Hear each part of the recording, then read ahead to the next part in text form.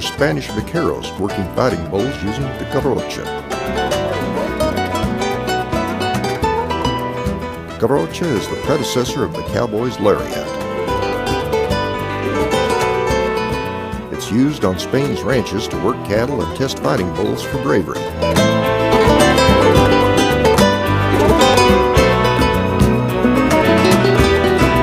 To test these bulls takes bravery on the part of the horse and the rider.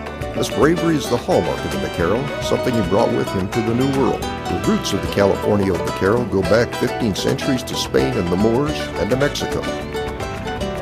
His heritage runs deep in his soul and is reflected in the way he trains his horse and the majestic way he sits his steed. The conquistadors transported these skills to the Americas. They were the expert horsemen of Iberia. When Cortez set out to conquer Mexico in 1519, he brought cattle, but it was Cortez's main honcho, Villalobos, who introduced cattle in large numbers for breeding in 1520. Cortez was rewarded for his success. In 1529, the Spanish crown awarded him a huge tract of land. It was almost 5,000 square kilometers. This was the beginning of the hacienda system and ranching in Mexico. Soon other conquistadors and noblemen were rewarded with land for their service to the crown. The hacienda became a self-sufficient institution, with the patron's house, stables, general store, chapel, and the vaquero and workers' quarters all within its walls. Raising cattle for hide and tallow was the main enterprise of the ranching haciendas. On the open range, the cattle not only multiplied like jackrabbits, but they also became wild. Controlling cattle was done the old way, as it had been done in Spain for centuries. They rode horseback and used the garrocha. The development of the garrocha goes back to Middle Ages when the knights were working using lances. You see the two guys running at each other and carrying the lance like this. They're trying to unhorse their opponent. The whole purpose of the garrocha is to work with stock, and with this you knock the animal down. When you go to knock the animal down, you aim just at the base of the tailbone, just on the hip, and you have to gallop and you have to ride at speed. And from this developed the art of the garrocha. Vaquero training and gear goes back centuries to the Moors of North Africa. In the year 711, the Moors crossed the Strait of Gibraltar. They brought their little barb horses with them. They rode to victory, conquering most of the Iberian Peninsula.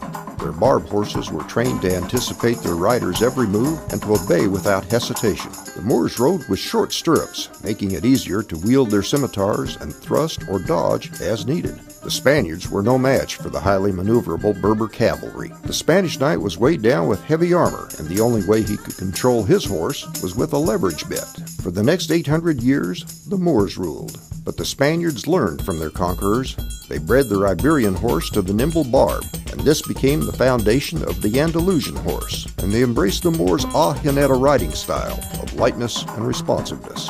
The Spaniards perfected this new riding style, and during the Renaissance, classical dressage schools began to appear. Through the 16th century, there was a huge renaissance of horsemanship going on in Europe, and the classical schools were getting developed. Teaching horses precise movements for warfare was the reason for classical dressage. Classical schools was reserved for royalty and upper military. Horses were a very prideful part of culture. And at that time, horsemanship was part of being a gentleman. But another school of training was developing, Doma Vaquera. It came from the Moors. During their occupation of Spain, they would mount their highly responsive horses on feast days to fight a bull with a lance. This required the horse and rider to maneuver defensively in order to avoid being gored by the bull.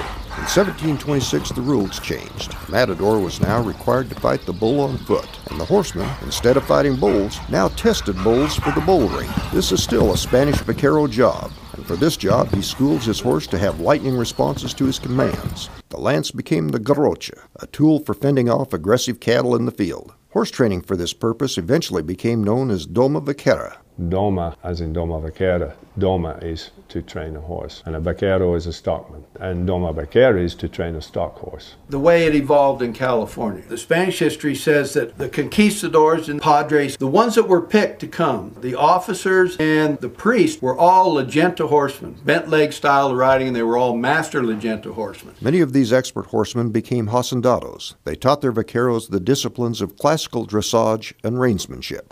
In 1769, Father Serra led a land expedition and established the first mission in Alta California. Soon there would be a chain of 21 missions that would become the cornerstone of colonization.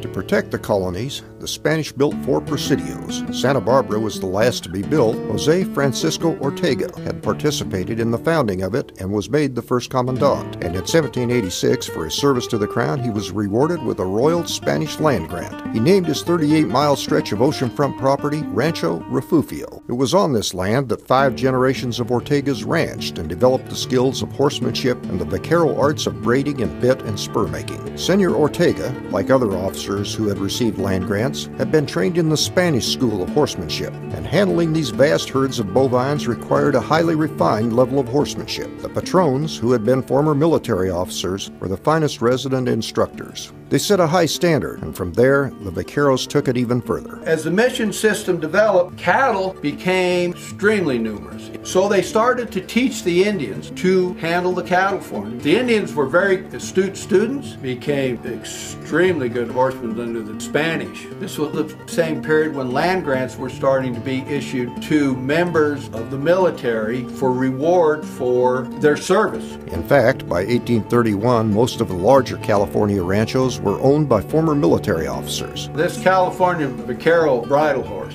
originated from the war horse. In this California discipline, the horse was ridden in a hackamore, and the hackamore constitutes 3 things: the bosel, a hanger, and a rope for reins. Traditionally, the reins were made out of hair so that they could change the weight of the rope. The next step was the 2-rein, designed to convert the horse from the hackamore to the bridle. And that process was done with a much smaller hackamore that we would refer to as a 2-rein bosel. It gives you a way to signal the horse until he learns how to pick this bit up and support it with his tongue and his hard palate. The hallmark of the vaquero was to use his reins to signal his intention. You activate the bit and it lifts away from the tongue, and the horse answers you at that moment.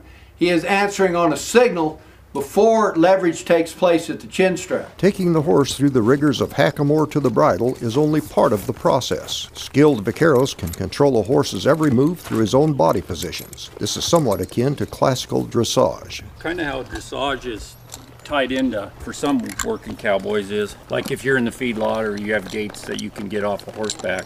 Like you can pick them up and step them plumb over, come over like this, and then you can bring them back. And it's just, moving the front and hind quarters. Bill Boswell learned from some of the old-time buckaroos in Nevada. I noticed that these people that were buckarooing for a living, they took pride in who they were. They stood for something. You see a lot of silver. You see custom-made slick fork saddles that people would spend 2 or 3 months' wages just to have that saddle. Bits and spurs. They were proud of who they were. They took pride in their horsemanship and how they presented themselves, the way their horses worked. It was like they were as of one. They worked together in harmony. Real horsemanship is where you can adjust to the horse.